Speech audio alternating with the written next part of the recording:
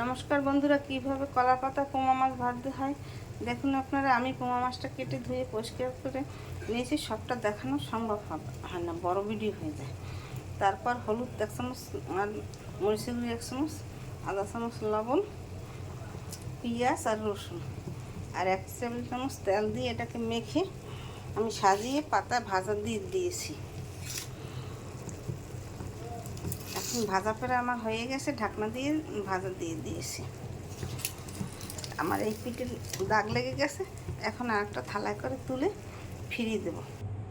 আমি আরেকটা থালায় তুলে নিয়েছি। এখন আরেকটা পাতা দিয়ে ঢেকে,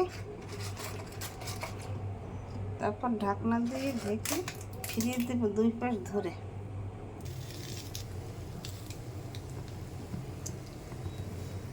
আরেকটা পাতা ফিরিয়ে দিয়ে ভাজা দিয়েছি। এখন একটু তেল ঘুরিয়ে ঘুরিয়ে দিলে, একটু করে নামিয়ে নিলে মাছ ভাজা তৈরি হয়ে যাবে।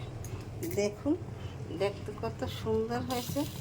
দাগ না লাগলে মাছ ভাজা ভালো স্বাদ হয় না। দাগ লাগলে দেখতেও ভালো লাগে, খেতেও ভালো লাগে। 1-2 মিনিট পর আমি নামিয়ে নেব।